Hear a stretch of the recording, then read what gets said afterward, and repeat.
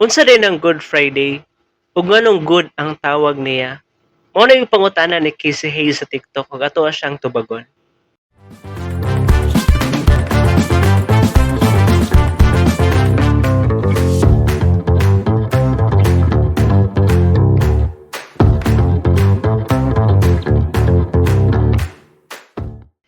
Naiuban nga nagtuo sila nga si Jesus Christ was crucified on Wednesday.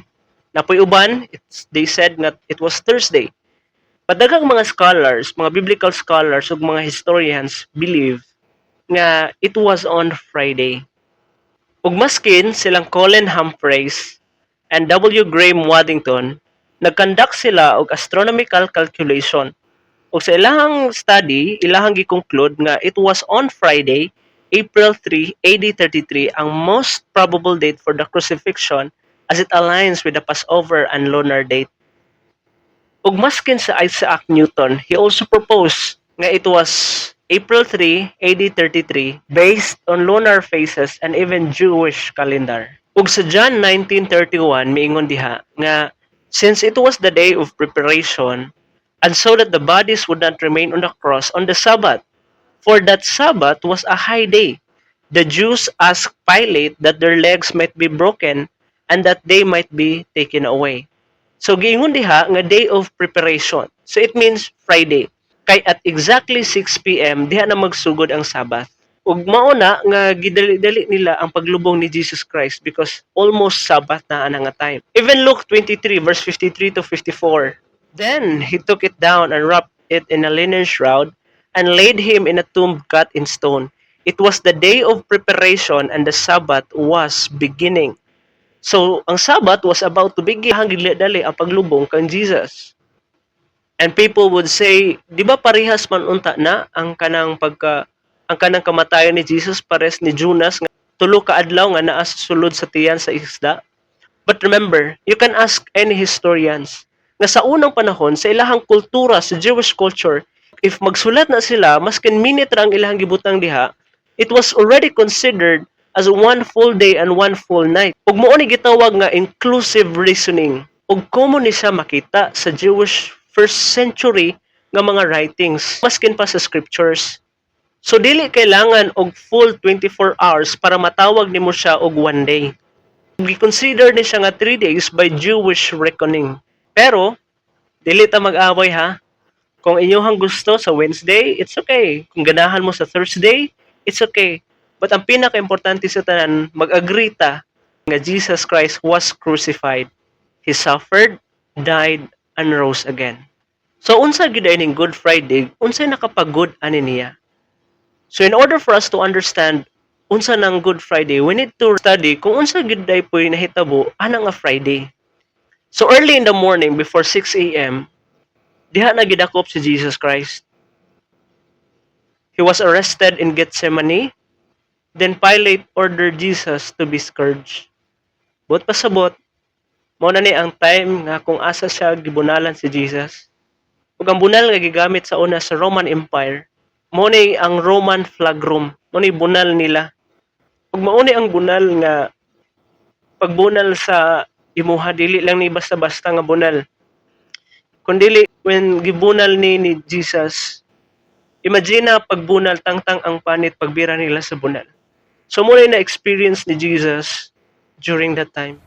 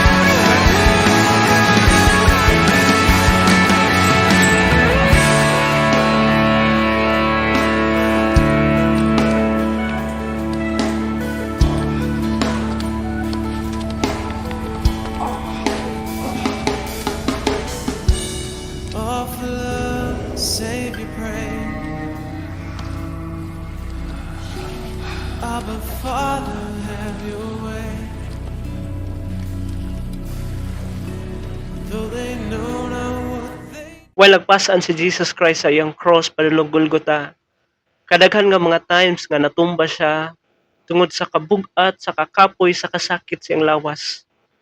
Imagine na from 9, 10, 11, 12, 1, 2, 3, for 6 hours, nag-anto si Jesus Christ dito sa cross. And for 12 noon hangtod sa 3 p.m. na ay darkness nga ni-cover sa entire land. And despite Jesus hanging on the cross, and yet, usa sa iyang giingon, Father, forgive them, for they did not know what they're doing. Pagpatak sa alas 3, diha nga point nga namatay si Jesus Christ. Ug naay dakong linog, mo'y niuyog atong dapita. Ug ang Roman centurion ni declare, truly, this was the Son of God. Ug ganong good ang tawag sa Friday? Because ana nga Friday, Jesus Christ took our place, bore our punishment, and fulfilled the mission of the cross. Good Friday is good because it lead us to our greatest good, and that is salvation. Ug ang kamatayon ni Jesus Christ dito sa cross, dili to siya tragedy, kundi it is a victory for us. Ug mao nay wala nila nasabtan kaniadto nga they believe that the Messiah would come to save them from Roman oppression. But the reality is Jesus come dili tungod to save them from Roman oppression but to save everyone nga na-oppress from sin. Gingon sa Romans chapter 5 verse 8, but God demonstrates His own love for us in this, in that while we were still sinners, Christ died for us. The very reason nga nung willing si Jesus Christ sa pag-antos dito sa cross, willing siya nga mo-undergo sa kadtanan nga pain and sufferings dito sa cross, ultimately because God loves you. Jesus loves you and me. And that is the very core of the message of the gospel. That He loved us. That He gave Himself for us. Nga sa panahon nga mga kaaway pataniya, iyang gihatag iyang kaugalingon for us. Ug para dili na ta moadto sa impyerno. Ug ang kaluwasan, mao ni gift nga gihatag ni Jesus Christ sa atoa. Giingon sa Romans 6:23, for the wages of sin is death, but the free gift of God is eternal life in Christ Jesus our Lord. So para sa atoa karon tanan, naay gift nga giandam si Jesus Christ. O kana nga gift, all we need to do is to accept and believe that gift. Atong dawaton kana nga gift sa atong kinabuhi, ug atong tuuhan nga si Kristo namatay, gilubong ug nabanhaw tungod og alang sa atong mga kasalanan. Dili na nimo kailangan pasakitan pa ang imong kaugalingon para paseloon. Gibuhat na ni Jesus Christ dito sa cross para dili na ka magsakit sa imong kaugalingon. Akong life pod kaniadto dili ingon ani. Akong high school friends kailagid sila sa kung kinsa ang Gamaliel sa una. Ang Gamaliel nga barumbado, ang Gamaliel nga palahubog, ang Gamaliel nga chicks boy. And my life before was empty. My life before walay direction. But pagkabalo na ko sa greatest love ni Jesus Christ, nga iyang gihatag ang iyang kinabuhi para nako. Din dito na ko na-encounter si Jesus Christ nga He loved me. Even sa mga panahon nga diring-diri ko sa akong kagalingon, even sa mga panahon nga dili ko kadawat sa akong kagalingon. So kung ang imuhang kinabuhi karon puno man ka sa problema, wala ka kasabot sa imuhang kagalingon, nagkinabuhi ka sa sala, dili aksidente nga imuhang ning natan-awan nga video. Tungod kay wala ka gi-condemn sa Ginoo. Naasa nga nag-remind ka nato nga gihigugma kaniya ug iya kang gitawag diha sa iyahang presensya. So kung imuhang nasabtan ang iyahang gibuhat para nimo ug para nako, i-invite ka nga ihatag pod nimo imuhang kinabuhi diha sa Ginoo.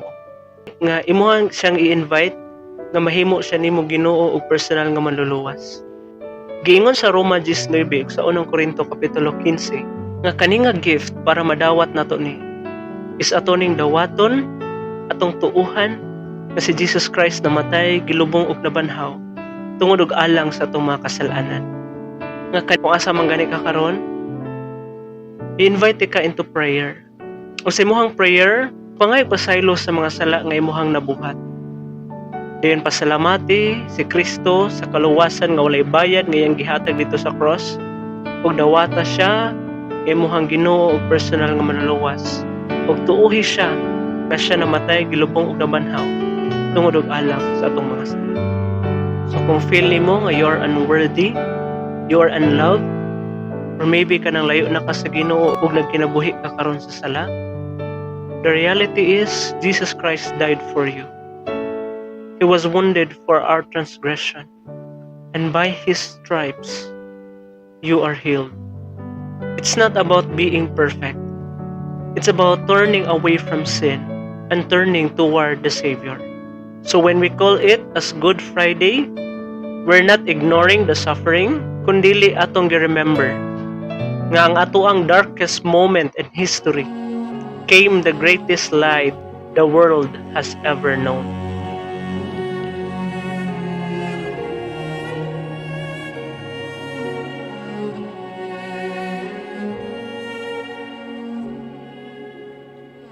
The precious flower.